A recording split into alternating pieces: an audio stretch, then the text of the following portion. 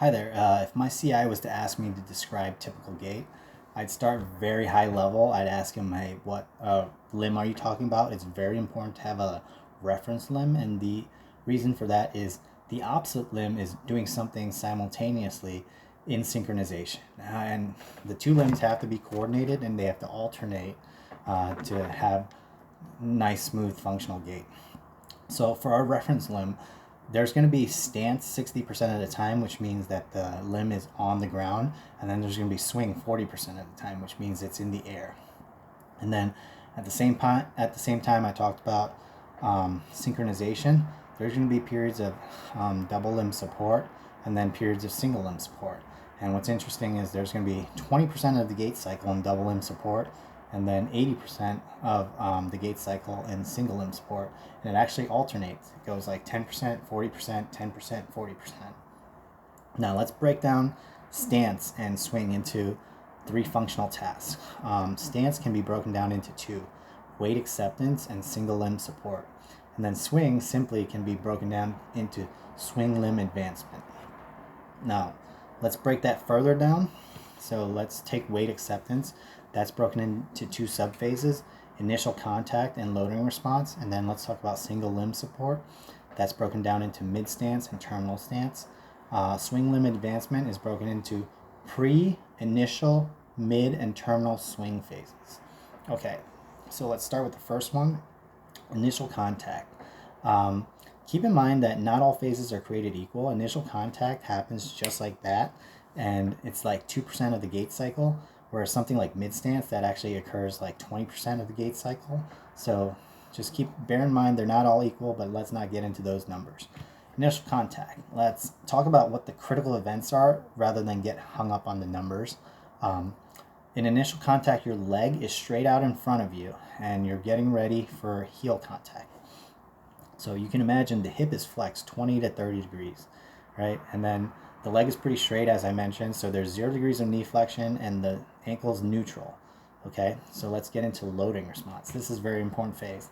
We're moving from an open chain to a closed chain, and we're accepting body weight. So it's very important because now there's ground reaction forces, and your body has to absorb the ground reaction forces.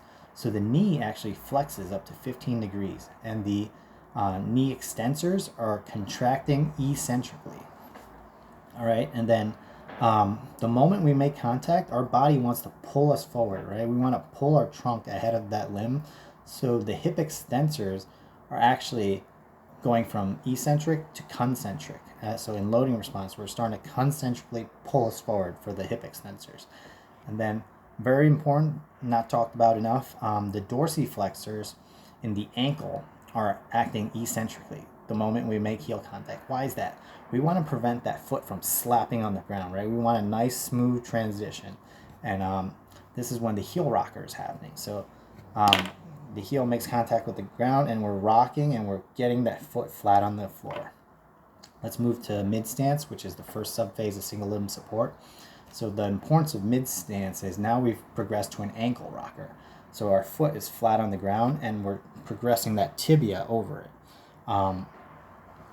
And in order for that to happen, in order for us to pull our trunk ahead of the limb, there has to be stabilization. So let's talk a little bit about stabilization. The hip abductors are actually concentrically contracting. And in mid stance, these numbers are for a specific moment in time. So when everything's aligned and your leg is directly underneath you, there's 0 degrees of hip flexion and there's 0 degrees of knee flexion. Now, we talked about the ankle rocker. We're actually progressing from 15 degrees of plantar flexion to 10 degrees of dorsiflexion. And the plantar flexors are eccentrically contracting. So let's move to terminal stance. Terminal stance is important for propulsion. Okay, so we've moved our body ahead of the limb, and now our leg is pretty straight. It's behind us, so as you can imagine, we're in 10 to 20 degrees of hip extension.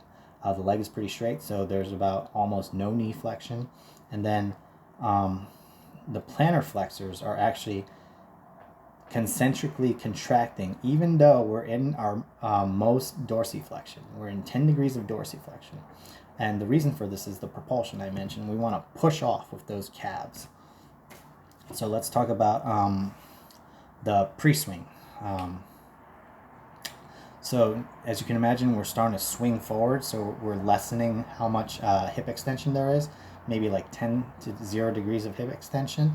The biggest thing is there's 40 degrees of knee passive flexion. So nothing's really happening. I should have mentioned that in the previous phase, there was a little bit of concentric knee flexor action, but now it's just gravity's doing the work and that knee's buckling on its own. And the biggest thing is, I mentioned the rapid unloading. We want to push off, and that gets us that momentum. We want to swing that limb forward, okay? So the hip flexors are actually concentrically contracting, and the plantar flexors are still concentrically contracting. Okay, and in initial swing, what just happened? We had toe off to move us to initial swing, and we have to clear the ground. The foot clearance is the most important issue. So now the hips are moving forward, so 15 to 20 degrees of hip flexion, but there's 60 degrees. That's the most in the entire gait cycle, 60 degrees of knee flexion. And the knee flexors are actually concentrically contracting.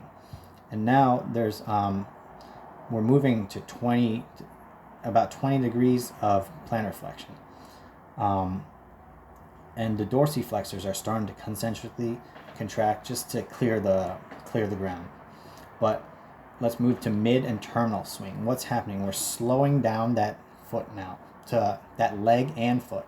We're trying to straighten it out and prepare for stance. So in mid swing, we have about 25 degrees of hip flexion, about 25 degrees of knee flexion, because you can imagine the leg is straightening out. And then same thing, we're trying to get to neutral for ankle. And let's move to terminal stance.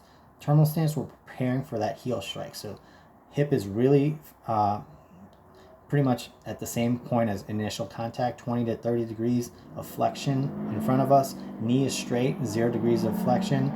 And as you can imagine, because we're straightening out, we're trying to slow down that momentum. The knee flexors are eccentrically contracting.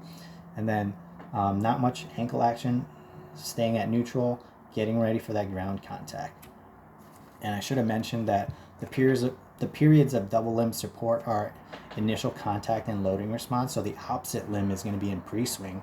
And when we're in pre-swing, the opposite limb is going to be in initial contact and loading response. I do want to touch a little bit about frontal plane motion, because I feel like that's not talked about enough. There is some hip excursion. So you can imagine like 5 to 10 degrees for most people. If this was your pelvis and it was perfectly level, there's some hip excursion, all right? It doesn't stay level the entire time. And another thing is, during loading response, because we're absorbing that ground, those ground contact forces, the ankle is actually going into pronation to absorb those forces. And then during propulsion of terminal stance, when we're pushing off, there's actually supination, because I talked about that rapid unloading. That supination helps us stiffen the foot and push off. And let's talk about transverse plane, okay? Because I want to talk about this because our PT was just working with a patient today about this. And as you can imagine, the hip rotates, right? About 5 degrees forward and back, 5 degrees forward and back. And then, gait is not just a lower body movement, it's a full body movement. So you can imagine there's upper limb movement. And if you can imagine the shoulders and the hips, they're actually dissociated and they're alternating. There's a dissociation, there's a little bit of, I call it sway. And if you can imagine, the contralateral upper limb is swinging forward when the lower limb is also swinging forward. So if your left leg is swinging forward, your right arm is swinging forward, and they alternate, and it's pretty synchronized. And that's what happens in typical gait. So thank you. I tried to fit everything in. Yeah, thanks for listening to my talk.